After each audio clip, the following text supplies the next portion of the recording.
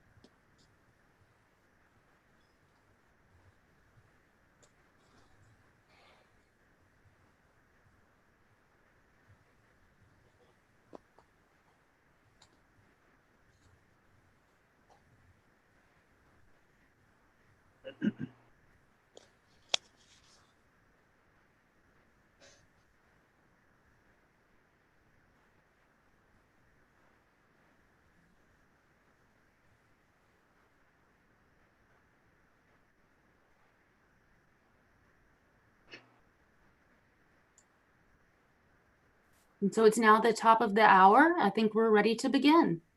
Okay. Well, welcome everybody to the virtual 2020 AOCS annual meeting and Expo. And this is its live stream. So we welcome you to today's topic.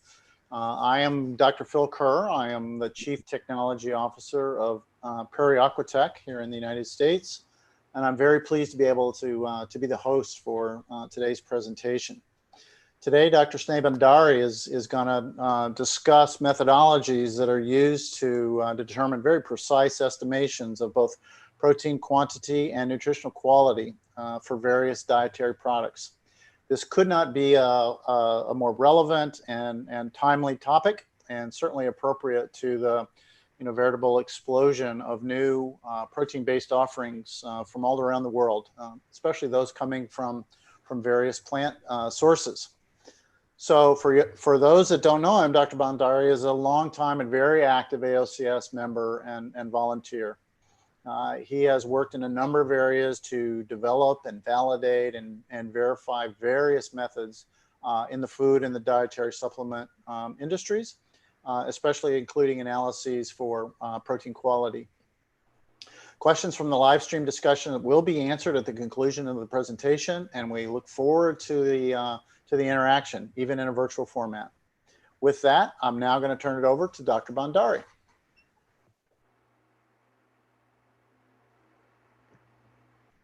Hello, good afternoon, everyone. Myself, Sneh Bhandari, an independent consultant for last 3 months. Earlier, I was with the Mario Nutrasciences, Silica, as a R&D director. Thanks, Phil, for introduction, and thanks everyone for joining in this presentation. Thanks AOCS for organizing this meeting and providing me an opportunity to present on topic of nutrition labeling, which is, as Phil mentioned, important in current consumer emphasis on protein nutrition. I shall briefly provide a background about proteins and amino acids, the methods of analysis, health effects of different dietary proteins, and then involvement of protein quality in nutrition labeling.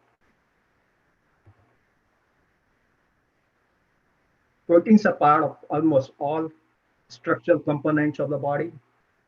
They're critically involved in growth and development, all physiological and metabolic and specialty functions like reproduction, immunity, vision, blood clotting, endocrine, and name, and many, many more functions.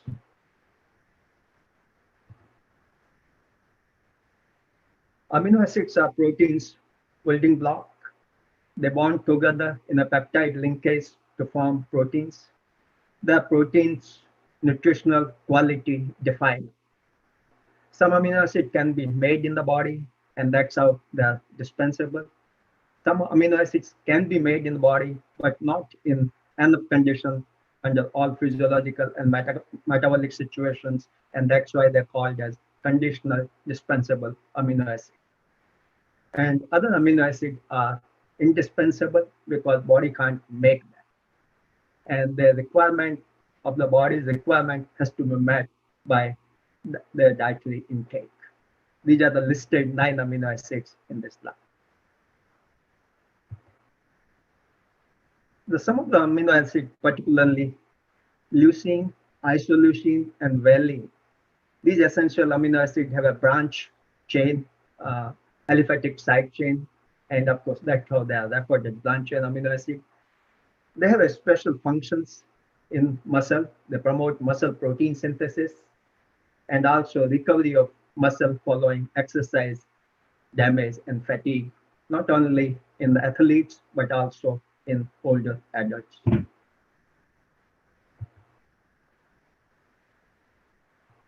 The dietary proteins, of course, consist mainly of animal and plant sources. The both proteins, or most of the protein in the dietary, they do have the special features or features which can have health implications. The amino acids which are coming mainly from the red and the processed meat, they are high. They have been found to be associated with the higher cardiovascular based disease mortalities. They are also high in saturated fatty acid and cholesterol. They lack dietary fiber and phytonutrients, which are often provided by plant foods. Plant foods, on the other hand, they are deficient in certain amino acid most of the time, or most of the plant foods are deficient in certain amino acid, maybe one or sometimes more than that. And that's why by themselves they are incomplete to meet the essential amino acid requirement of the body. There's also a possibility of risk transfer from animal food of antibiotic resistance.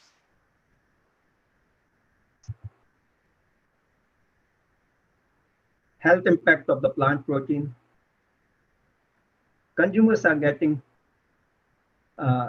realizing more and more about the impact of the red and processed meat in the diet, particularly the bad health effects.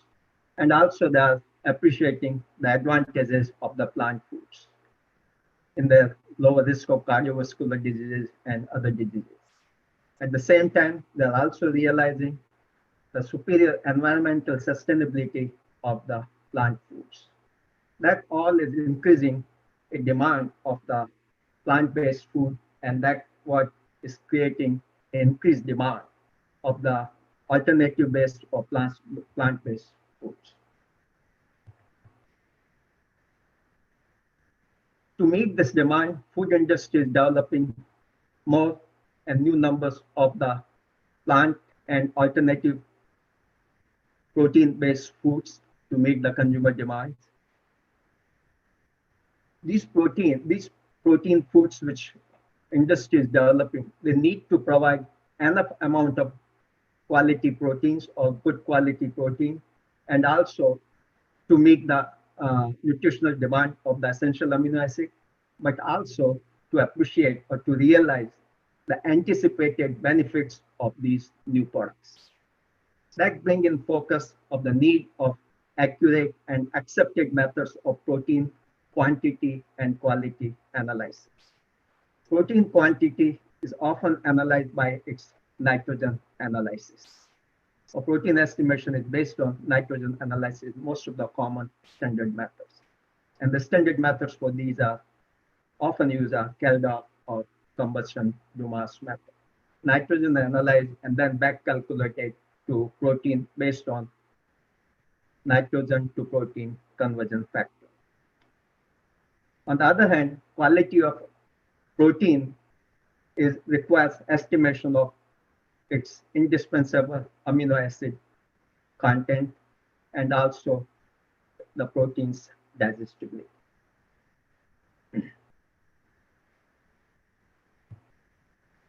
This slide lists a series of various methods, Kaldal methods. Kaldal method is widely used for protein estimation based on nitrogen analysis. The methods have been optimized for certain matrices, and they use a specific nitrogen to protein conversion factor. This slide lists a series of methods, AOCS methods, which are optimized for certain matrices.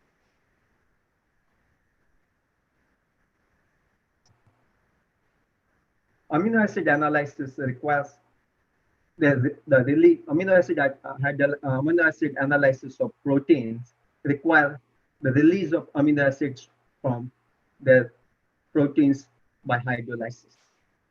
Often the hydrolysis is acid-based to release the amino acid, and then the released amino acid can be analyzed often by HPLC.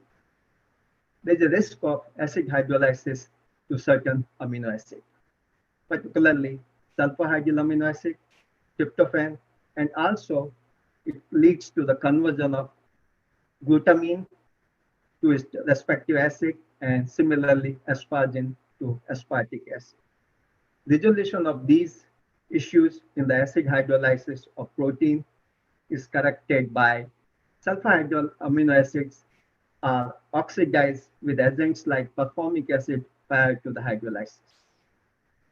Asparagine and aspartic acid, and similarly glutamine and glutamic acid are analyzed together as the sum of amine and the acid together for their estimation. Amino acids like tryptophan, which are also destroyed or sensitive to acid hydrolysis, they are analyzed separately by a method involving either base hydrolysis or enzymatic hydrolysis.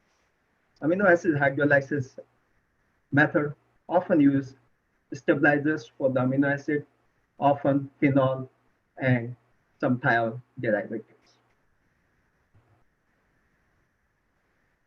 Amino acids are analyzed commonly by many HPLC methods.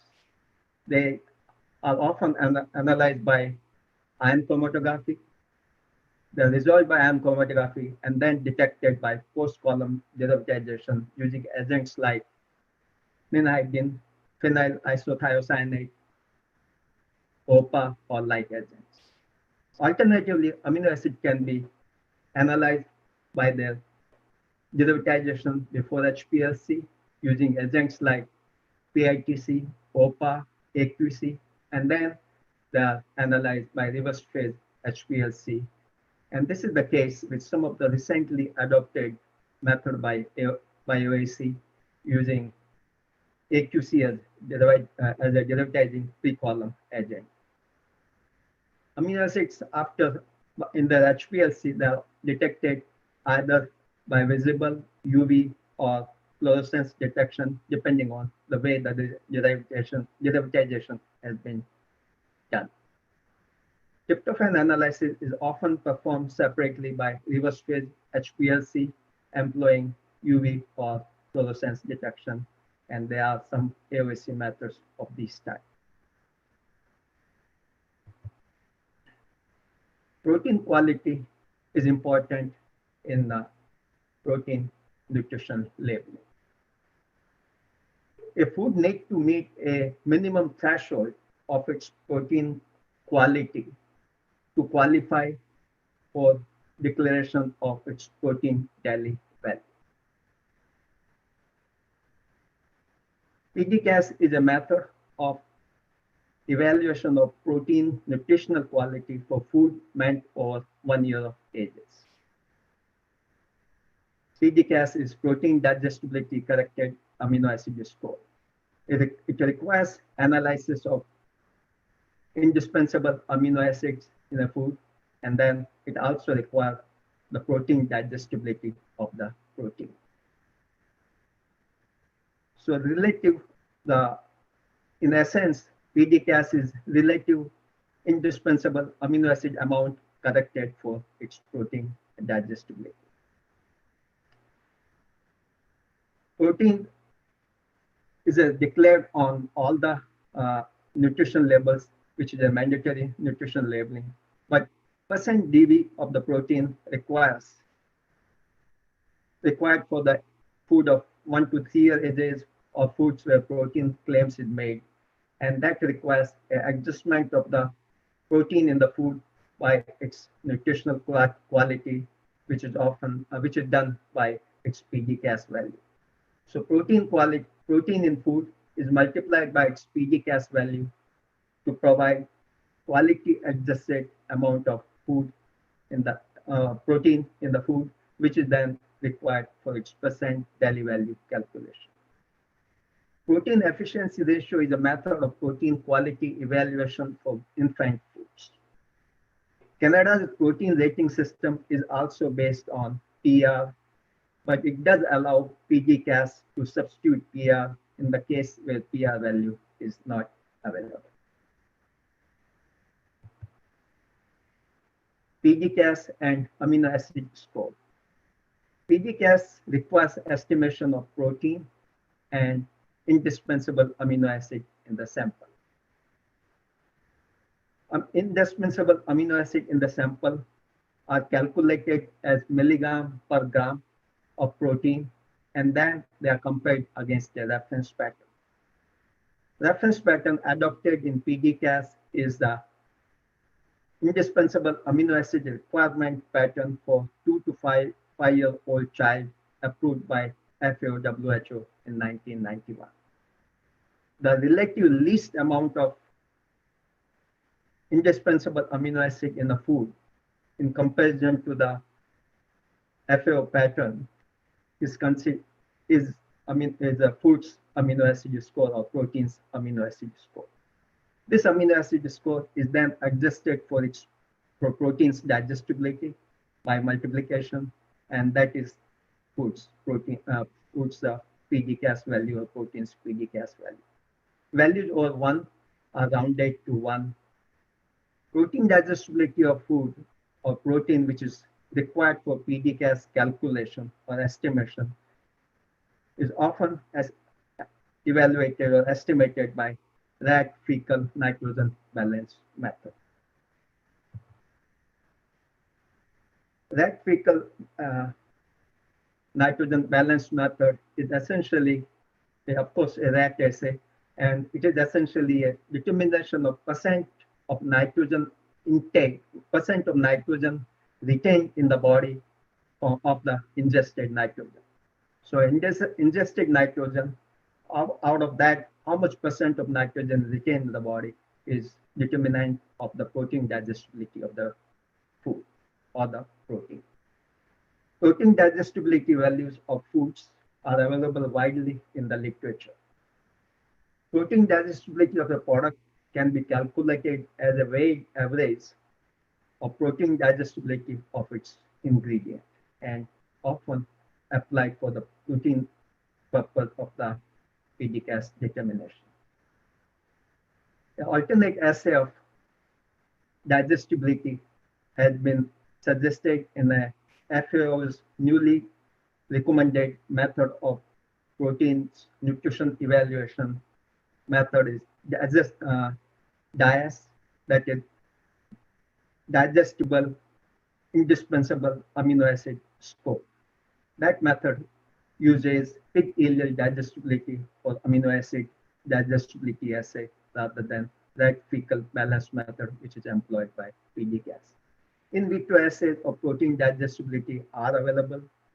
No particular method has been recommended by FAO WHO, but those are available, and Megazyme do offer a kit for in vitro assay of protein digestibility.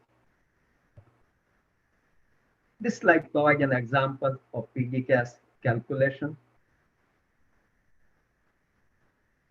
based on the values of indispensable amino acid of the sample, protein content of the sample. So what is derived from these calculations is each indispensable amino acid is calculated as milligram per gram of protein. That is compared against the reference pattern, WHO reference pattern for 2 to 5-year-old child. And the relative least amount of indispensable amino acid is the value of least amount of indispensable amino acid present in the food in relation to the pattern is considered food's amino acid score, which is in this case is 0.63 for the tryptophan. The amino acid score is then multiplied by protein digestibility, which is 0.86 in this case. So to obtain the PDCASS value, 0.63, the protein, that is the amino acid score of the sample, is multiplied by its protein digestibility to get PDCASS value of 0.54.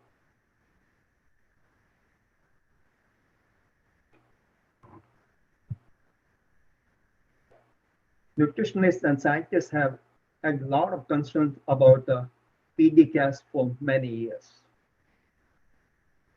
And some of these concerns have been addressed by newly recommended protein quality evaluation tool, DIAAS, that is digestible, indispensable amino acid score. That method has tried to address some of the shortfalls of the PDCASS. DIAAS uses the digestibility of each individual indispensable amino acid, where PDCASS uses protein digestibility for PDCASS calculation.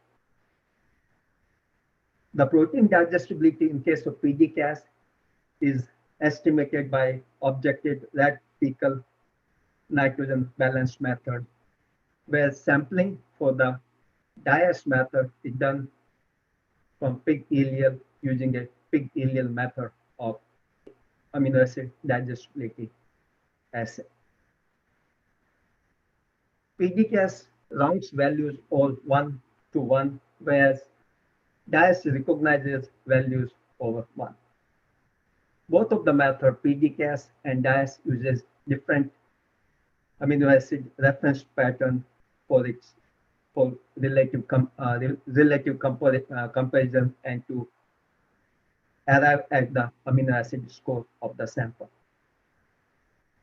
Although this method has been recommended by FAO, WHO, and many nutritionists all over the world, but FDA has declined to accept this to replace PDCASS in the lack of its database and also consensus about the use of its amino acid requirement pattern or reference pattern used to calculate amino acid score. This slide compares some of the literature value of the PDCASS with corresponding DIAAS values in case of some of the animal proteins. PDCASS is presented in the red bars and DIAAS is presented in the blue bars. As it can be seen, the PDCASS for most of all these samples is lower than corresponding DIAAS. That indicates somewhat underestimation of protein quality of animal protein sources by PDCASS. Similarly, the next slide compares the literature values of PDCASS and DIAAS of some of the plant foods. PDCASS values are presented in the red bars and the DIAAS is presented in the blue bars. As you can see, in many of the plant foods, PDCASS value, which is in the red column, is somewhat higher than the DIAAS. That gives indication of somewhat overestimation in some plant foods of its protein quality.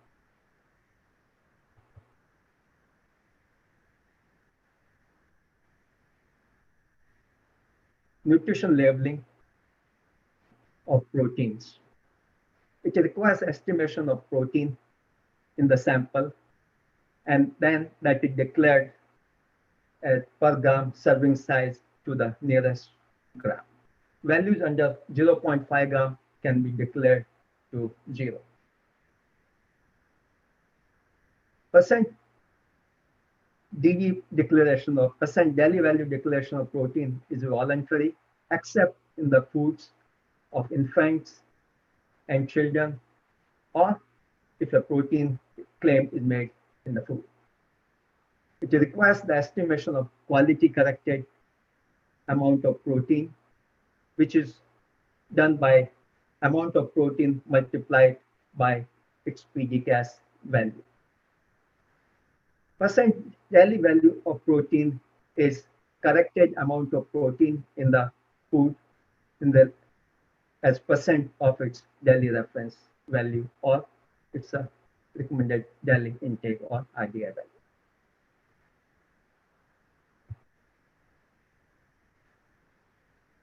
Protein quality and nutrition labeling. As I mentioned earlier, protein quality is very important in its nutrition labeling. The PDCASS score of a food of 4 years or older, if it is less than 20, it is labeled not a significant source of protein. Otherwise, it can be labeled with the protein's daily value, percent daily value.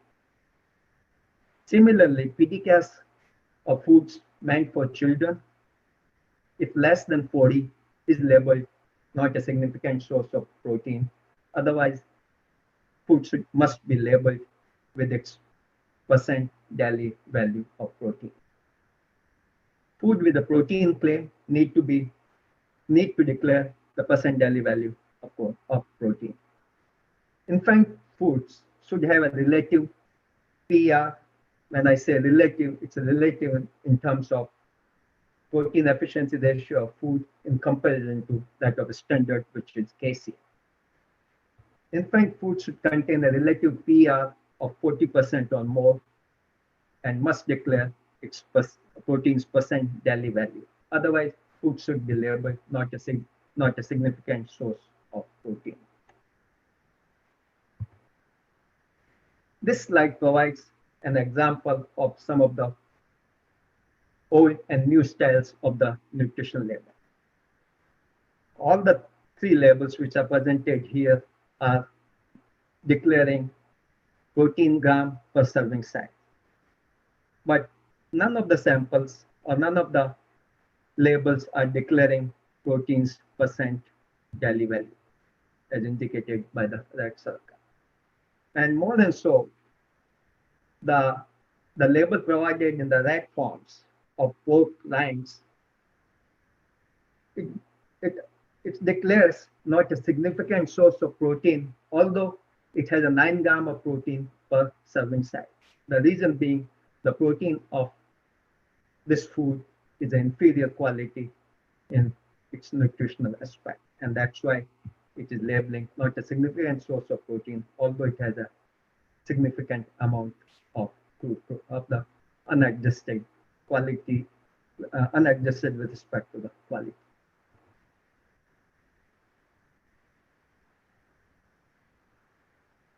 Protein nutritional labeling and common nutritional claims. Food making protein nutritional claim should contain enough amount of quality adjusted protein in relation to protein's DRV or daily reference value. To make a claim high, food should contain 20% or higher amount of quality adjusted protein in relation to its daily reference value.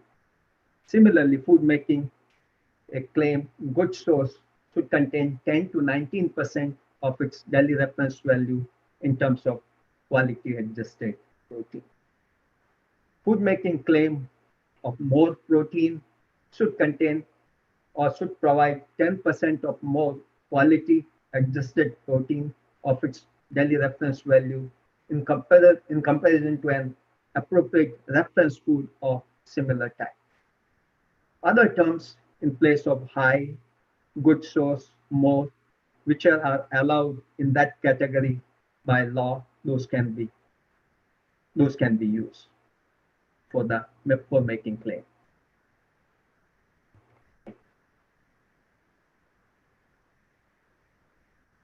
protein spiking practice take advantage of protein estimation for nutrition labeling based on its nitrogen analysis. Food or supplement can be spiked with non-protein nitrogen substances like amino acids to inflate food's label value or declared protein value and possibly even make a claim. In these cases, protein estimation is not adjusted for food's non-protein nitrogen content. The sports nutrition industry has seen some of these types of practices, and companies have been sued for these kind of allegations. One example of this type is high-tech pharmaceutical sued Allmax in late 1918 for declaration of inflated amount of protein on the label of one of their sports nutrition products.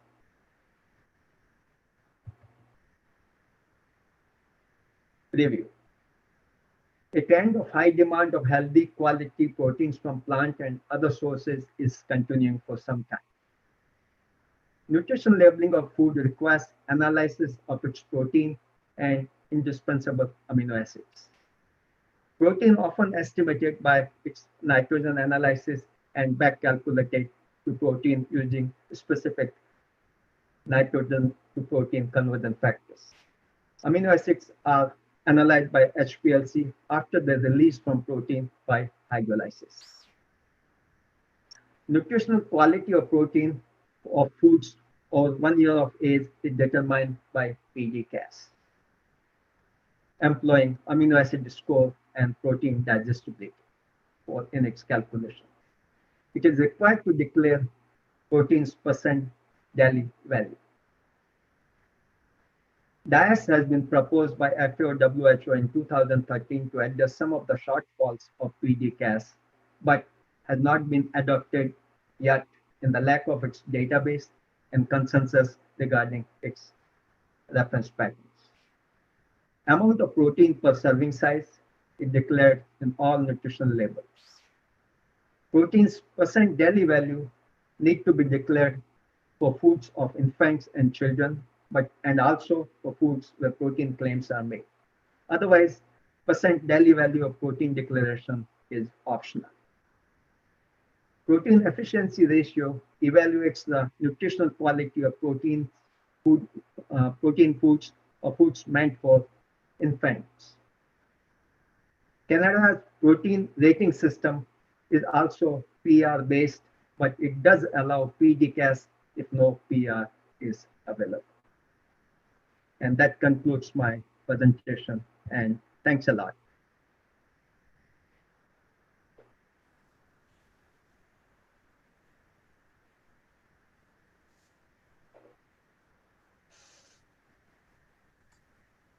Thank you, Sneh. Phil is getting right back with us as his webcam comes on. There he is. Hello, everybody. Well, thank you, Dr. Bhandari, for an excellent overview of this multifaceted topic. As we drill into the Q&As, let me ask one question of you. The challenges in your experience of measuring the protein quality of a, let's say, an ingredient in a food product versus, say, the final processed food product, and what impact does the processing conditions and the presence of other components in the final food product, what impact does that have on the analysis of protein content and protein quality? Great, quite loaded questions. I try to answer in parts. First of all, the application of protein digestibility corrected amino acid score in protein quality evaluation has been going pretty smoothly, particularly in the US, although there are a lot of drawbacks of PDCASS pointed out by nutritionists all over the world. But as far as for the practical application, PDCASS has been going pretty well. Reason being, it has a very good database of protein. It has a very good database for common foods. And as you suggested, yeah, if we have a new product developed, then a weight average of its protein, of its PDCASS or protein digestibility can be calculated based on the weight average of its ingredient. And then based on the essential amino acid essential amino acid content of the protein, you can calculate PDCASS of the uh, of the newly developed protein as long as the ingredients which are used in the product are common and their protein digestibility is available. As far as processing effect on the PDCAS, uh, the various, there a lot of literature about that, and very implied question, particularly in the current trend of the development of a lot of protein isolates and protein concentrate from different plant sources.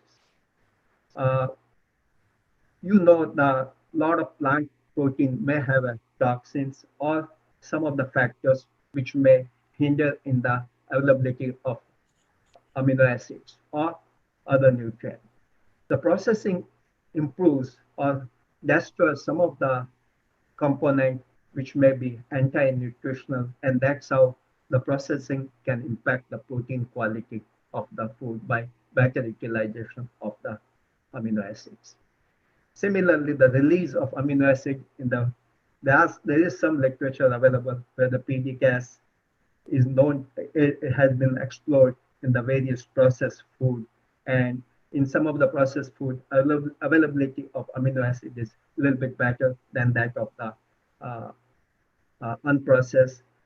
Problem is the database of the protein digestibility database which is available is limited. It is not available for all kinds of ingredients or even the newly processed food. So very often a same protein digestibility factor will be used for the calculation of PDCASS, although the food the food product which is where the PDCASS is being calculated is somewhat differently processed. So there are a lot of implications of what you pointed out. It is known the PDCASS can change with the processing, but how you determine the protein digestibility of newly available ingredient or newly processed ingredients or foods is somewhat difficult because protein digestibility assay, common assay or recommended assay is red fecal nitrogen balance method, very difficult assay, a red balance method. So in that way, this technique has some of these drawbacks, but that drawback will apply even to the newly suggested protein quality tool that is DIAAS, that uses, instead of red, it uses pig ileal model. Thanks. Okay. So we have one of our audience members, we've translated their question from Spanish. So that gives you an indication of our international audience. And the question here is the quality of vegetable protein between animal sources and plant sources. Can you describe sort of the general differences between the two? I know it depends on the plant and it depends on the animal, and you had some good data in your presentation, but in general, could you describe the major differences between from a quality standpoint an animal protein versus a plant protein? Definitely, yeah. It's a good question and very applied from the perspective of what is going on in the industry now and increased consumer awareness. That two ways the animal proteins and the plant proteins differ. First, as I mentioned earlier, many of the plant proteins, they do lack in one or more of the essential amino acid, whereas most of the animal foods, they are complete in the essential amino acid supply. Or this, with respect to the requirement, most of the animal food or common animal food are able to supply or meet the requirement of essential amino acid or indispensable amino acid of the body. Whereas plant food, they lack in one or more of the indispensable amino acid. Said that, When I'm saying they're deficient by themselves, but you can mix two plant sources and complement the deficiency of each other, and that's how they can complete the uh, amino acid need of the body if you complement them properly. Other way, the protein and the animal and plant proteins differ is the plant proteins are often layered or encapsulated by fiber or some uh, layer which make them a little bit less available compared to the proteins coming from the animal sources.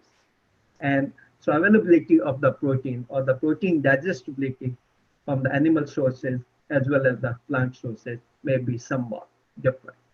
So there are two ways, there are two determining factors of the PDCASS. One is it's a indispensable amino acid score or amount of indispensable amino acid present, and the other, the protein digestibility. In the both the ways, the the protein quality coming from animal sources is somewhat superior than that of the plant sources. But you can always complement the proteins from the plant sources to make them superiorly available. And other factor which make difference is if you process the the plant protein, by processing somewhat the availability of its protein with respect to release of amino acid is improved. Okay, well, that's very relevant to another question that has come from the audience. And that question is, are whole food or processed food products evaluated or just estimated based on the ingredients used in the food via some sort of database? So you mentioned a couple of those within your presentation and even in your previous answer. So could you compare and contrast, say, a situation when you have say a minimally processed flour or even a vegetable or a fruit versus a pure ingredient, if you will. And then likewise, the challenges when you're in a formulated food versus an ingredient going into that formulated food, and then the roles that these underlying databases play in the ability to estimate what the protein quality scores would be in the case of a fully processed food. Good question. Yeah. To answer this, as far as if the product for which PDCASS need to be calculated, if it is like a standard food or conventional food, or if its ingredient are conventional and standard, then there's a very strong database of amino acid composition available in the literature, like from USDA and others. So many of the common foods, the amino acid composition is fairly established. On the other token, the protein digestibility database of most of the foods or most of the ingredient or standard or common ingredient do have a very good database of their protein digestibility. Based on that, based on the amino acid composition, either of the ingredient of a product, or if the product has a single source ingredient like just wheat flour, its known amino acid composition is fairly established. So based on that, and based on the protein digestibility of that, PDCASS can be calculated. But if a product consists of various ingredients, then you can calculate its protein digestibility as a weighted average of its ingredient. And amino acid calculation in those kind of products, it may be there or maybe not. Some of the standard, even the finished product, amino acid composition is fairly established, and that may be available. Otherwise, depending on the processing or kind of thing, a relevant database may be looked for the ingredients and then manipulated amino acid composition can be calculated. Okay, so for those in the audience who are interested in additional sources of information, thank you for sharing your email address. So we encourage those in the audience to reach out to you. If they did want to see where these ingredient databases were, or say they were curious about getting testing conducted on an ingredient that they're creating, or maybe a food product that they have created, and they needed to get access to either the swine ileal testing capability or particularly the rat protein digestibility capability. Do you have any thoughts or suggestions of where audience members could go to get access to that information or those services? As far as coming to the amino acid analysis, that is fairly standard method offered by many of the commercial testing labs like European or Mario Nutricences, and likewise many of the testing labs do offer that kind of service.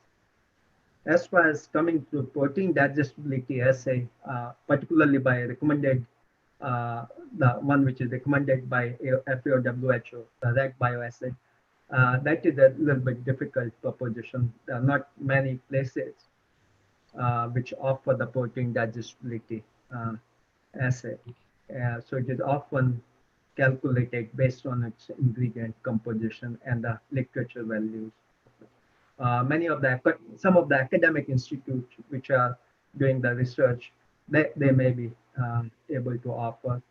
And things make a little bit more complicated in this sense is that FAO WHO has suggested a new tool of protein quality evaluation that is DIAAS, and that tool has not established its amino acid digestibility values for common foods yet.